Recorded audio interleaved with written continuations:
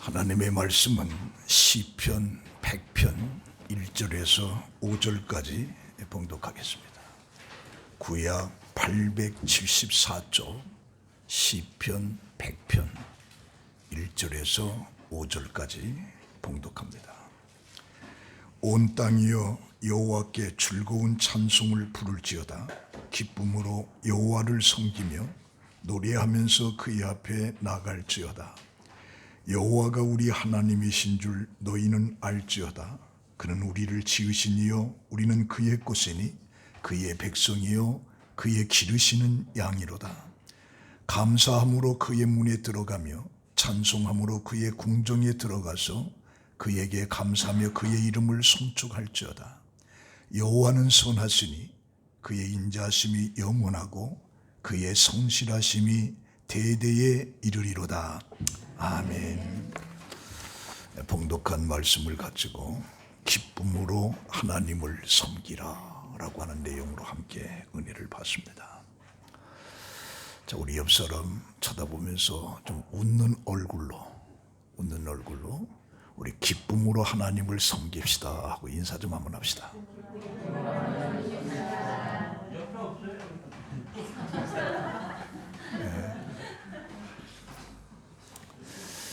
이 코로나로 인해서 우리 사회가 기쁨을 잃어버렸습니다. 그리고 어두운 얼굴빛, 불안, 두려움이 가득한 이런 상태 속에서 오늘 우리들이 살아가고 있습니다. 지나가다가 기침만 한 번 해도 주의 시선을 따갑게 받는 이런 상황 속에 우리가 살고 있다 보니까 웃음을 잃어버렸다. 기쁨을 잃어버렸다. 그래서 기쁨으로 하나님을 섬기라라고 하는 내용으로 우리 함께 은혜를 받습니다. 사실 요사이 기쁨에 대해서 각 학자들이 분야별로 많은 연구를 하고 있습니다. 안 믿는 사람들도 기쁨, 웃음이 굉장히 건강에도 효과가 있고 인생의 삶에 전반적으로 많은 지대한 영향을 끼친다라고 말하고 있습니다. 그래서 웃음은 참으로 중요한 것입니다. 이 웃음은 치료하는 데도 효과가 있습니다. 웃을 때에 분비되는 엔겐팔린이라고 하는 그 호르몬이 그 진통 효과가 있어서 몰핀의 300배 이상의 효과가 있다고 합니다. 얼마나 엄청난 힘이 있는지 모르겠어요. 이 암 환자들이 고통을 잊기 위해서 몰핀 주사를 맞는데 이 몰핀보다도 300배 이상이 효과가 있다라고 하는 이 웃음, 이게 바로 엔겐팔린이라고 하는 것이 거기서 나오는 거, 웃음 속에서. 미국의 메모리얼 병원에서는 외래 환자를 대상으로 오랫동안 연구를 했는데 그 스트레스 호르몬은 이 코티졸이라고 해요. 이 코티졸의 양을 줄여주는 역할이 바로 웃을 때에 일어난다. 그리고 우리 몸의 이 스트레스는 이 긴장과 병을 가져다 주는데 이것을 막아내는 약이 없습니다. 있다면 오직 웃음, 이 웃음만이 치료가 된다는 거죠. 한 번 웃으면 5분을 에어로빅 하는 것보다 더 효과가 있다고 하는 거예요. 그 에어로빅을 통해서 우리가 여러 가지 몸의 기능을 활발하게 하지만 내 마음, 내 정신, 영적인 것에 대해서는 아무 영향을 주지 못합니다. 그러나 이 웃음은 근본적으로 안에 있는 가장 큰 뇌의 기능을 활발하게 움직이기 때문에 건강에도 그렇게 좋다는 거예요. 우리 다시 한번 옆 사람 쳐다보고 좀 웃는 얼굴로 한번 좀 안녕하세요 하고 인사 좀 한번 해봅시다. 네. 우리 김영부 집사님 좀 아내한테 좀 웃는 얼굴로 좀 한번.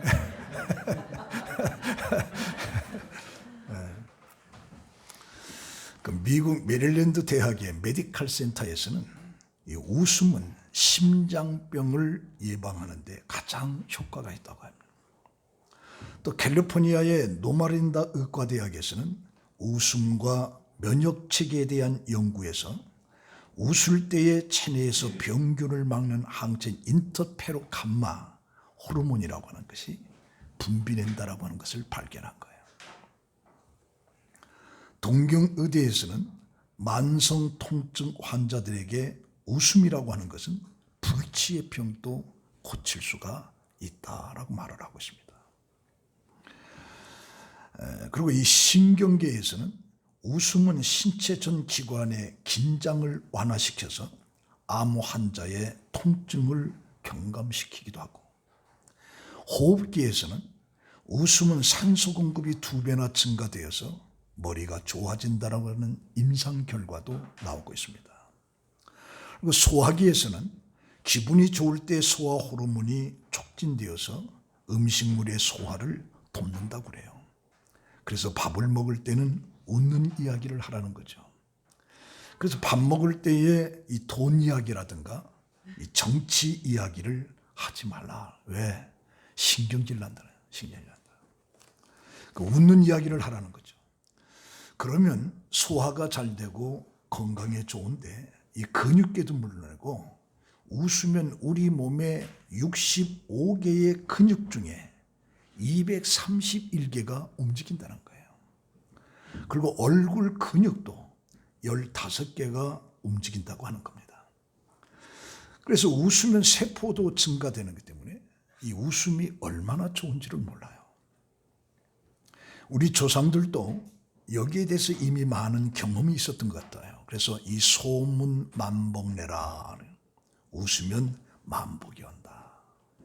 일소일소 일로일로. 한 번 웃으면 한 번 젊어지고 한 번 더 하면 한 번 늙는다. 우리나라의 그 임금들도 장수를 위해서 웃는 내시를 채용했다고 그래요. 내시를. 그래서 이 궁궐은 항상 긴장하니까 내시 가운데 웃는 것만을 전문적으로 하는 사람들이 두어졌다고 하고, 또 고대부터 그 환부에 하얀 깃털을 가지고 그 간지럽혀서 웃게끔 하는 그런 치유술도 사실 궁중에서 있었던 겁니다. 그리고 우리나라에서는 이 박장대소라, 이 박장대소라고 하는 것은 손뼉을 치며 크게 웃는 것이고, 파한대소라고 하는 말은 즐거운 표정으로 한바탕 웃는 거죠.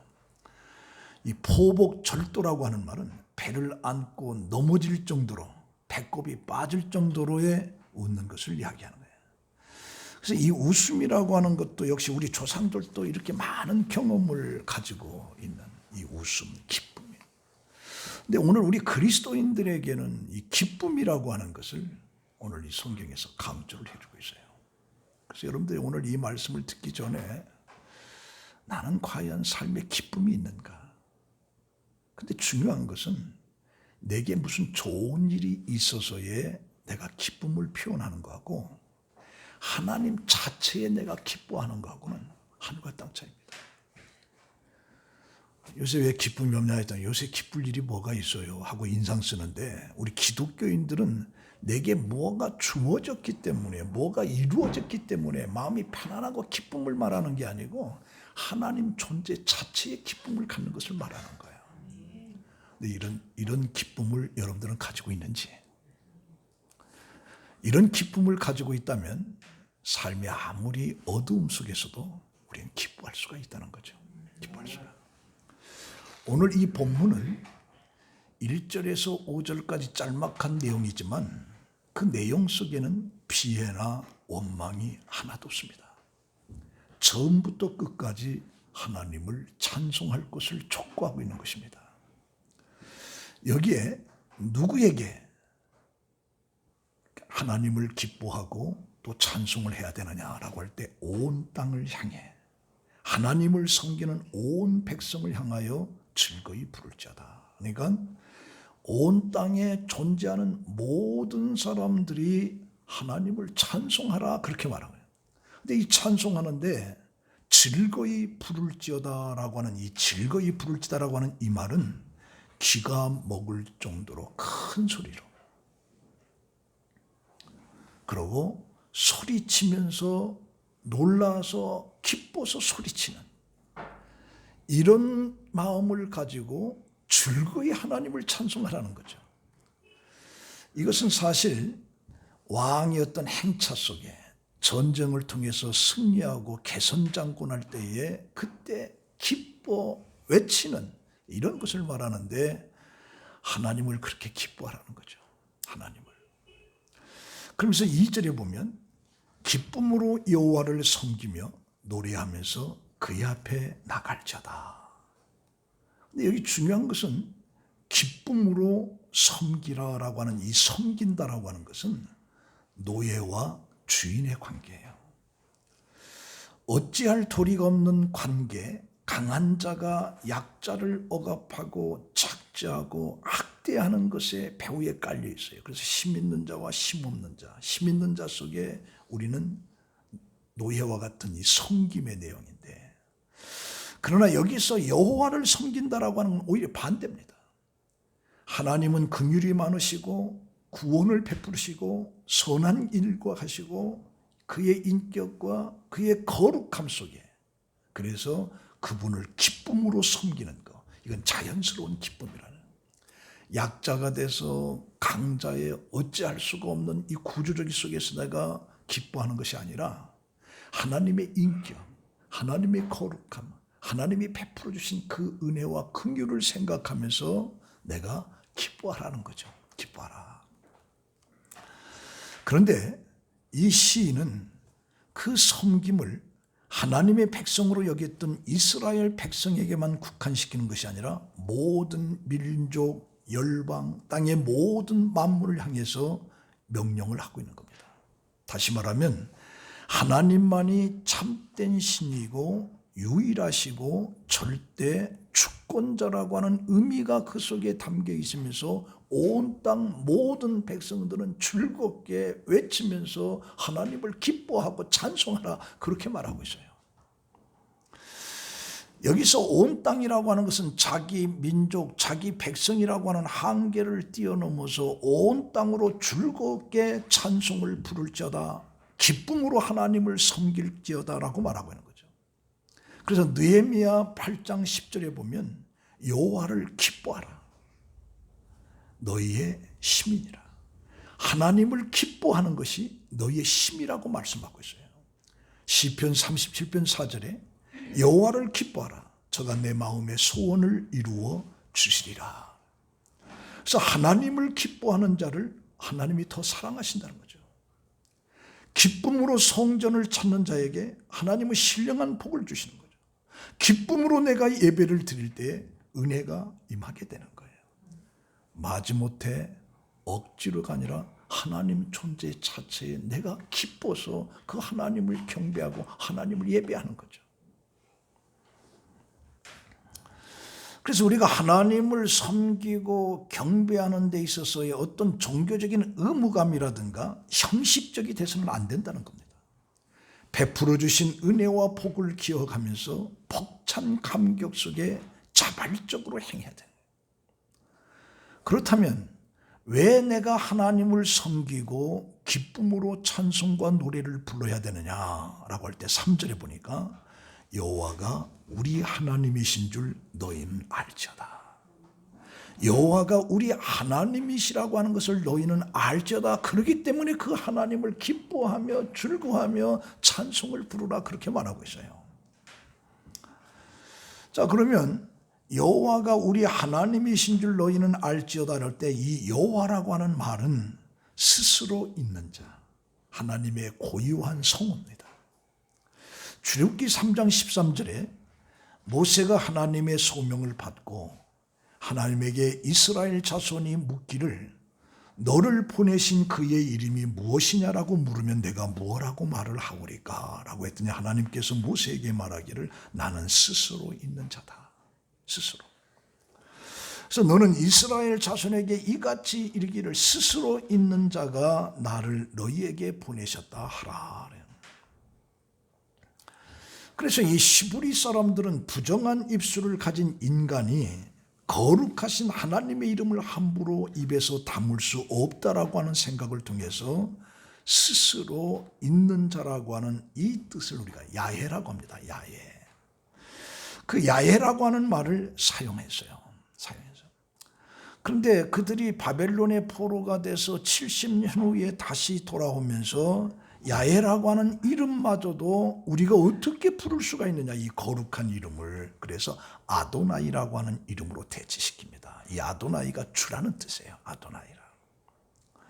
그래서 오늘 우리가 사용하는 여호와라고 하는 말은 야훼라고 하는 말이고, 야훼라고 하는 말을 우리가 감히 어떻게 부를 수가 있느냐라고 해서 아도나이라고 우리가 부르게 되는 겁니다. 그래서 하나님이라고 하는 것은 엘로힘, 창조주를 말하는 거예요. 지배자를. 그래서 그 절대적인 힘과 권위를 지니신 하나님의 속성을 강조하는 호칭인 거죠. 그래서 야훼, 엘로힘. 그래서 이걸 아도나이 이렇게 부르는 거죠. 그래서 바로 이분이 우리 하나님이라고 하는 것을 너희는 알아라, 이렇게 말합니다. 그 하나님은 유일신이시고 다른 신은 존재하지 않는 거죠. 그래서 알지어다, 이 말은 단순한 어떤 지식적인 것을 의미하는 것이 아니라 여호와께서만이 하나님이라고 하는 것을 인정하고 그의 주권을 고백하는 거예요. 주권을. 그래서 신명기 4장 39절에 보면 그런즉 너는 오늘 위로 하늘에나 아래로 땅에 오직 여호와는 하나님이시요 다른 신이 없는 줄을 알아 명심하고. 그래서 중요한 것은 하나님 여호와 야훼라고 하는 이분은 단 한 분이라. 단 한 분이라. 그렇기 때문에 그분을 기뻐하고 그분을 찬송을 해야 된다라고 강조를 하고 있어요. 그래서 이사야 43장 10절에 보면 나 여호와가 말하노라 너희는 나의 증인 나의 종으로 택함을 입었나니 이는 너희가 나를 알고 믿으며 내가 그인 줄 깨닫게 하려 함이라. 나는 전에 지음을 받은 신이 없었느니라 나의 후에도 없었느니라. 나 곧 나는 여호와라 나 외에 구원자가 없느니라. 그러니까 우리는 예배를 드리면서 예배를 받으시는 분이 누구고 우리가 왜 예배를 드려야 되는지를 정확히 알 때 우리는 제대로 하나님을 섬길 수가 있어요. 내가 교회 와서 예배를 드리는 것도 내가 누구를 예배를 드리고 내가 왜 예배를 드려야 되며 그 하나님은 어떤 분이신가를 정확히 알아야 돼요. 그래야 내가 참된 신앙을 가질 수가 있는 거예요. 지구상의 여호와를 하나님으로 섬기는 백성은 축복의 사람들인데 우리 창세기 12장 1절에 보면 여호와께서 아브라함에게 이르시되 너는 너의 고향과 친척과 아버지의 집을 떠나 내가 내게 보여줄 땅으로 가라. 내가 너로 큰 민족을 이루고 내게 복을 주어 내 아들을 내 이름을 창대하리니 너는 복이 될지라. 너를 축복하는 자에게는 내가 복을 내리고 너를 저주하는 자에게는 내가 저주하리니 땅의 모든 족속이 너로 말미암아 복을 얻을 것이라 하신지라 했는데 하나님께서 창세기 12장에 아브라함을 선택하는 거예요. 그리고 그 아브라함의 자손들이 하나님을 섬기면서 하나님의 놀라운 축복을 받는 거죠. 그리고 그 자손들을 통해서 인류를 구원하는 역사가 이루어질 것을 아브라함을 통해서 말씀하고 있는 거예요. 다시 말하면 하나님께서 아브라함을 선택하고 아브라함의 자손들에게 복을 줘서 창대케끔 하고 그 아브라함의 자손들을 통해서 전 인류가 구원받게끔 하기 위한 것이 바로 창세기 12장 내용이에요. 그러므로 하나님을 섬기는 가정은 축복의 가정이 되고 하나님을 섬기는 국가도 강한 나라가 되고 개인도 능력의 사람이 되고 영원한 천국을 소유하게 되는 거죠. 자, 그러면 하나님은 우리와 어떤 관계인지를 3절 속에서 세 가지를 얘기합니다. 첫 번째가 뭐냐? 하나님은 우리를 지으신 분이라는 거죠. 우리를 지으신 분이라. 하나님이 창조주라는 겁니다. 다시 말하면 이 세상을 누가 만들었느냐? 하나님이라는 것이죠. 그래서 창세기 1장 1절에 태초에 하나님이 천지를 창조하셨느니라. 요한복음 1장 1절에 태초에 말씀이 계시니라. 이 말씀이 하나님과 함께 계셨으니 이 말씀은 곧 하나님이시라. 그가 태초에 하나님과 함께 계셨고 만물이 그로 말미암아 지은 바 되었으니 지은 것이 하나도 그가 없이 된 것은 없느니라. 시편 89편 11절에 하늘이 주의 것이요 땅도 주의 것이라. 세계와 그 중에 충만한 것을 주께서 건설하셨나이다. 시편 95편 5절에 바다도 그의 것이라 그가 만드셨고 육지도 그의 손이 지으셨도다. 그래서 이 세상 모든 것은 하나님이 지으셨다라고 강조를 하고 있습니다. 여러분들 바다도 하나님이 지으셨다고 하는데 이 바다가 얼마나 신비한지 여러분 아십니까? 이 바다 속에는 전 세계 5대 양을 팔자 모양으로 흘러갑니다. 이게 이제 해류라고 하는 거예요. 해류. 5대 양 속에 바다 속에 팔자 모양으로 이렇게 계속 도는 거죠. 그래서 이 바다 속에 거대한 강을 형성해서 대단한 속도로 해류가 이르는 거죠. 그리고 그것이 홍수와 가뭄 등의 육지의 기후를 주관하고 있는 거예요. 신비하지 않습니까? 그 해류의 존재를 알아내는 것이 이 세상에 그 어떤 것도 아닌 하나님의 형상의 지음을 받은 인간이 하나님의 창조의 오묘함을 발견하게 되는 거죠. 그리고 그것을 보관하도록 한 거예요. 여러분들 이 지구는 태양을 돌면서 제자리를 유지하는데 이 지구와 태양의 평균 거리가 1억 5천만 킬로미터입니다. 그런데 만약에 지구와 태양의 거리가 몇 킬로만 가까워져도 이 지구의 모든 생물들은 불타 다 죽습니다. 또 태양과 지구 사이 몇 킬로만 멀어져도 이 지구상의 모든 건 얼어서 다 죽습니다. 그리고 이 지구가 23.5도로 이렇게 기울어졌어요. 그래서 이 기울어진 것을 통해서 사계절, 봄, 여름, 가을, 겨울이 있는 거예요. 그러면서 누가 태양과 지구의 거리를 정하셨고 누가 그 지구를 23.5도로 기울였는가? 이건 자연이 저절로 되는 게 아니에요. 이건 하나님이 정하신 거예요. 그것을 알아내고 관리하는 것이 하나님의 형상의 지음을 받은 우리 인간이란 말이죠. 그래서 시편 8편 6절에 보면 주의 손으로 만드신 것을 다스리게 하시고 만물을 사람의 발 아래 두셨다. 고 소와 양과 들짐승이며 공중의 새와 바다의 물고기와 바닷길에 다니는 것이니라. 에베소 2장 10절에 우리는 그의 만드신 바라 그리스도 예수 안에서 선한 일을 위하여 지으심을 받은 자니 이 일은 하나님이 전에 예비하사 우리로 그 가운데서 행하게 하려 함이라. 시편 8편 4절에 보면 사람이 무엇이기에 주께서 그를 생각하시나이까 내가 무엇이간데 형편없는 죄인을 이렇게 해주시나이까. 그러니까 인간은 형편없는데 그 하나님이 어떤 분이냐, 창조하신 지구와 태양의 거리를 지구를 23.5도로 기울여서 봄, 여름, 가을, 겨울을 만들었고 바다의 해류를 돌면서 이 지구의 모든 것들을 다 감당하는 이런 엄청난 사실을 누가 했느냐? 하나님이 하셨다는 거예요. 하나님이 하셨다. 그래서 바로 하나님이 어떤 분이시냐? 이 세계를 창조하신 하나님이라고 하는 것을 알아야 된다. 그렇게 말하고 있는 거죠. 두 번째는 우리는 하나님의 것이라는 겁니다. 하나님의 것. 바로 피조물로 자기 존재의 주인이 바로 창조주 하나님이시라. 그러니까 우리는 하나님의 것이라. 하나님의 것이라. 인간은 저절로 만들어진 것이 아니에요. 이 창조, 하나님의 창조란, 하나님의 작품이란 말이죠.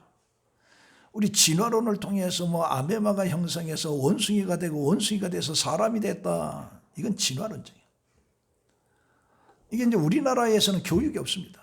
그러나 유럽이나 미국 가서는 창조론도 같이 배워요. 진화론도 얘기하지만 이런 설도 있다라고 하는 창조론도 얘기하는 거예요. 그런데 우리는 진화론 하나만 배우는 거예요. 그래서 이 세계가 어떻게 되냐 그래요. 진화되었다. 아니다. 창조란 창조.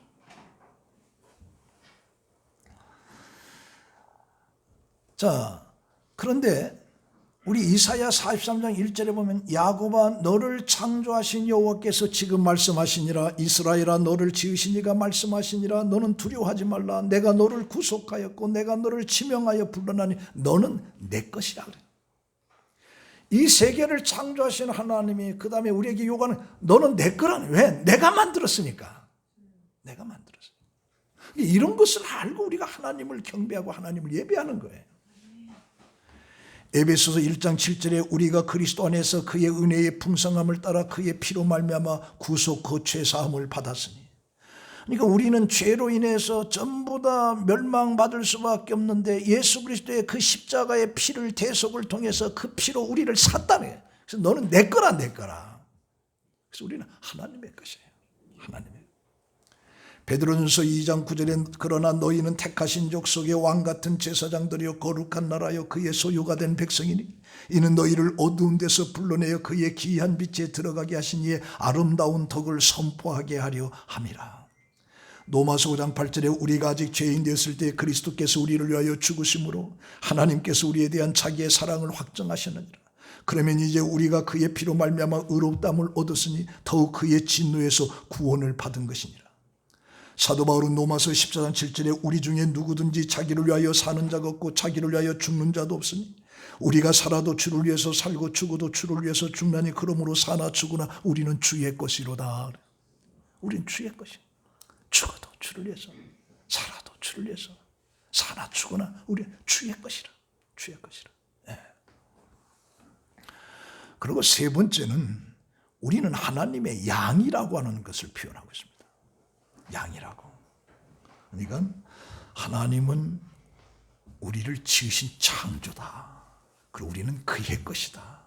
그리고 우리는 그의 양이다라고 하는 표현을 3절에 해주고 있습니다. 하나님은 목자입니다. 우리는 그가 기르시는 양과 같은 존재는 거죠.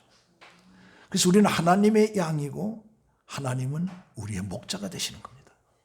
그래서 시편 23편에 보면 여호와는 나의 목자시니 내게 부족함이 없으리로다. 그가 나를 푸른 조장에 누이시고 쉴만한 물가로 인도하시는 도다.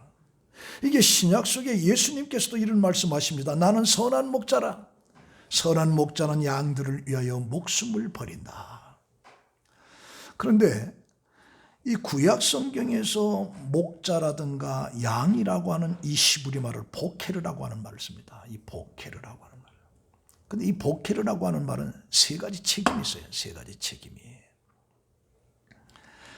먹이의 풍요와 목마름의 해결 그리고 안전을 책임지는 이 보케르라고 이 목자라고 하는 그 세 가지 의무가 있는데 일단 먹이를 풍요롭게 목마름을 해결하고 그리고 악한 것들로 지켜줘야 될 의무가 이 보케르라고 하는 목자 속에 담겨져 있는 거예요.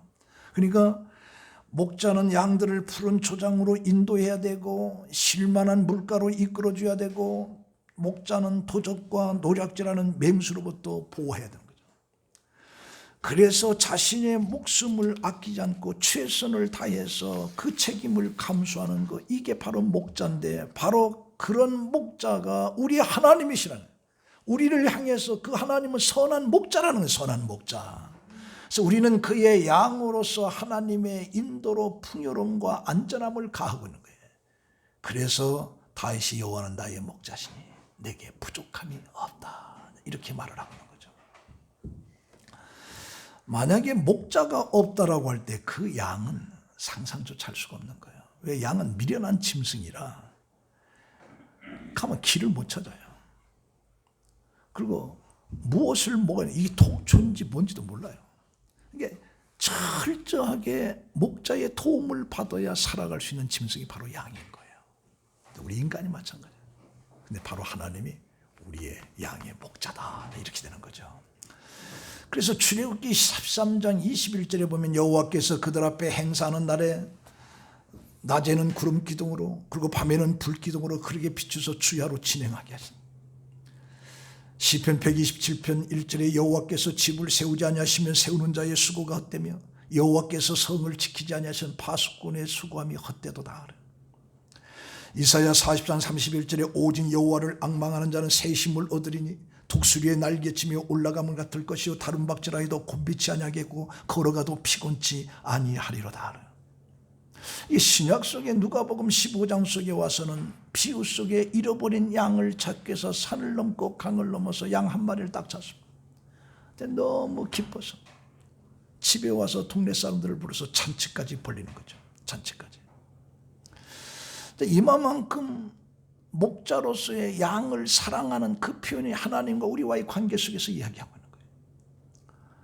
그런데 바로 그 예수님께서는 그 시대의 바리새인들과 사두개인 종교 지도자들은 세리와 창녀들을 배척을 했어요. 근데 예수님께서는 그 세리와 창녀까지 다 안아줬어요. 다 안아줬어요. 오늘 우리들도 이 복음을 증거할 때 가끔 우리가 실수하는 경우들이 있어요. 미련을 갖지 않는 겁니다. 하는 것 보니까 형편없단 말이죠. 미련을 갖지 않아요. 믿으려면 믿고 말란 말아 이러잖아요. 그러나 하나님은 그렇지 않잖아요. 한 마리 양이라도 어떻게 그걸 구드려요. 바로 그래서 이 3절 속에 하나님은 우리를 창조하신 하나님, 우리는 그의 것이고 그는 우리의 목자가 돼서 우리의 삶을 이끌어 주시는 하나님. 그렇기 때문에 그 하나님을 기뻐하며 즐거워하며 찬송하라는 거죠. 찬송하라. 자, 오늘 이 말씀은 이제 결론 맺습니다. 4절에 보니까 감사함으로 그의 문에 들어가며 찬송함으로 그의 궁정에 들어가서 그에게 감사하며 그의 이름을 송축할지어다. 5절에 여호와는 선하시니 그의 인자하심이 영원하고 그의 성실하심이 대대에 미치리로다. 여기 이 시인은 감사와 찬송으로 하나님의 성전에 들어가라는 거예요. 왜냐하면 그는 선하시고 인자하시고 성실하심이 대대에 이르기 때문입니다. 그런데 중요한 것은 요한계시록 21장 27절에 보면 무엇이든지 속된 것이나 가증한 일 또는 거짓말하는 자는 결코 그리로 들어가지 못하리라. 여기에 그 궁정에 들어가서 감사하면서 여호와 이름을 송축하라고 그랬는데 그 궁정에 들어갈 수 있는 자가 어떤 자냐는 얘기죠. 여기에 보면 속된 것이나 가증한 일, 거짓말하는 자는 결코 그리로 들어갈 수가 없다고 그랬어요. 그런데 시브리서 10장 19절에 보면 그러므로 형제들아 우리가 예수의 피를 힘입어 성수에 들어갈 담력을 얻었나니 그 길은 우리를 위하여 시장 가운데로 열어놓으신 새로운 살 길이요 시장은 곧 그의 육체니라. 그러니까 감사함으로 찬송함으로 하나님의 궁정에 들어가서 그에게 감사하고 그의 이름을 송축하라고 하는데 그 자격이 바로 예수 그리스도의 십자가의 피를 통해서 씻음을 받은 자는 그 궁정에 들어갈 수가 있다는 겁니다. 그 궁정에. 이게 우리 기독교의 복음인 거예요. 그래서 우리가 예수 믿는 거예요. 그래서 우리가 이 감사하면서 찬송 부르는 그 이유는 우리를 죄에서 벗어나게 하시고 하나님의 자녀로 삼아주셨다는 이 사실 한 가지만 생각해도 우리는 평생의 찬송과 감사하면서 살 수가 있다는 거예요. 내 상황이 어려워도 죽을 수밖에 없는 나를 위해서 구원을 주신 그 하나님을 생각하면 기뻐할 수가 있다는 거예요. 기뻐할 수가. 그래서 이 100편 속에는 원망과 불평 하나도 없어요. 무조건 너 하나님을. 왜? 하나님이 나에게 베풀어 주신 것을 생각하면서 감사하라는 거죠. 하나님을. 그러니까 내가 여러분들이 오늘 교회 올 때 무슨 일이 있었는지 모르겠습니다만 뭐 기분 나쁜 일이 있었다. 걱정, 근심이 있었다. 그거랑 아무 상관이 없다. 나를 불러주셔서 나를 구원해 주신 그 하나님을 기뻐하라는 거죠. 기뻐하라는 거죠.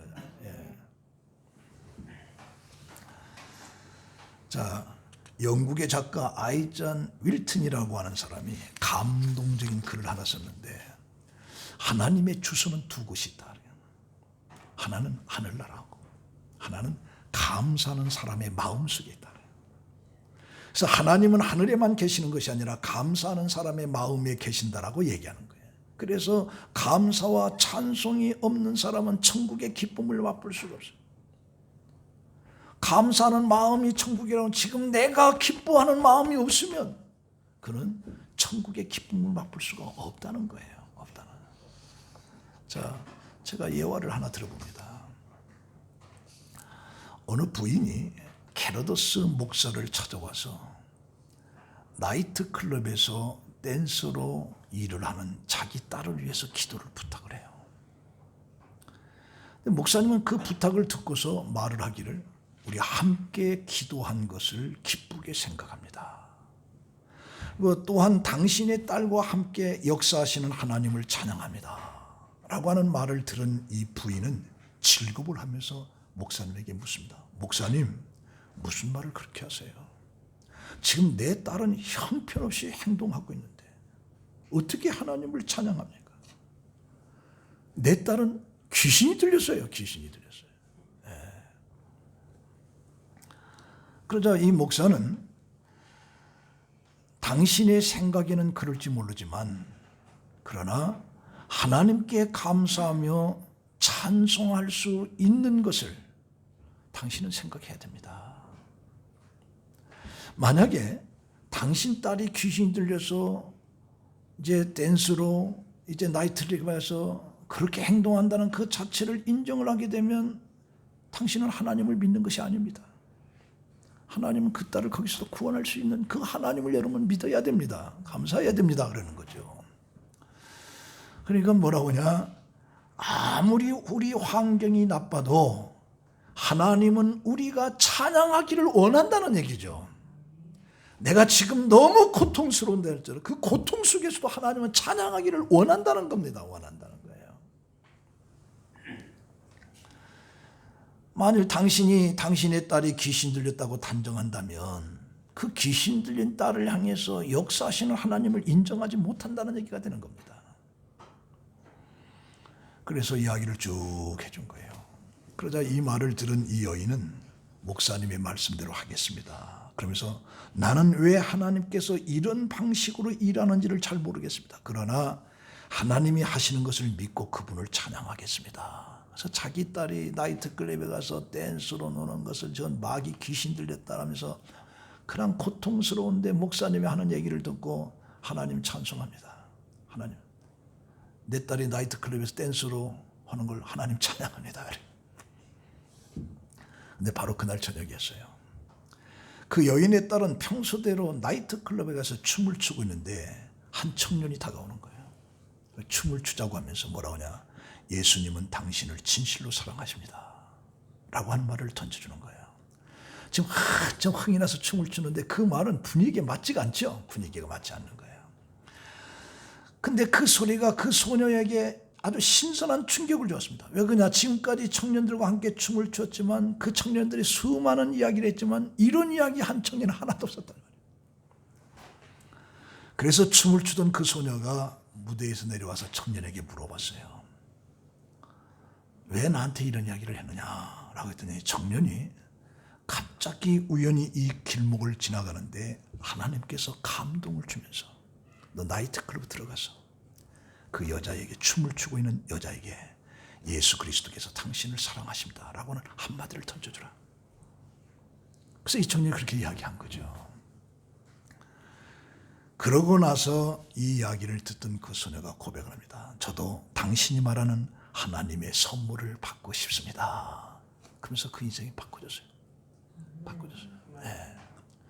자기 딸이 나이트클럽에서 댄스로 춤을 춰 저 귀신이 들렸다 그러면서 그냥 고통하고 번민한 그런 속에서도 하나님을 찬송하니까. 왜? 그 상황을 변화시킬 수 있는 것이 하나님이시니까. 그 하나님을 찬송하니까 그 찬송 속에 하나님의 역사가 나타나더라. 그래서 오늘 우리가 이 말씀의 백편 속에 이 말씀은 내가 어떤 환경 속에서 내 주위 환경이 불합리하고 어렵고 힘들고 고통 그 속에서도 하나님을 기뻐하라는 거죠. 하나님을 찬송하라는 겁니다. 왜?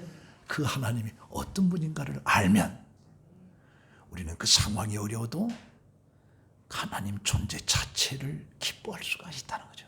기뻐할 수가 있다. 그래서 이 찬양이라고 하는 것은 성도가 하나님의 뜻대로 살아가는 가장 정상적인 생활 방식입니다. 그래서 예수 믿는 사람은 우리 데살로니가서에 항상 기뻐하라. 언제든지 기뻐하라는 거죠. 이 설교를 들으면 여러분들 얼굴에 웃음이 나와야 되는데 아직도 웃지 않는 사람이 좀 여럿이 있는 거예요. 그러나 얼굴이 굳어있다는. 우리가 처해 있는 현실을 그대로 하나님의 뜻으로 받아들이는 겁니다. 받아들이는 거예요. 그리고 우리가 찬양하는 것은 우리의 환경이 좋아서만이 아니라 환경이 어떠하든지 간에 하나님을 찬양하는 겁니다. 우리가 환경을 보고 하나님을 찬양하는 것이 아니라 하나님 존재 자체를 놓고 찬양하는 거예요. 자체를 놓고. 하나님을 기뻐하는 거죠. 기뻐하는. 그래서 우리가 이렇게 하기 위해서는 하나님이 어떤 분인가를 내가 정확히 알 때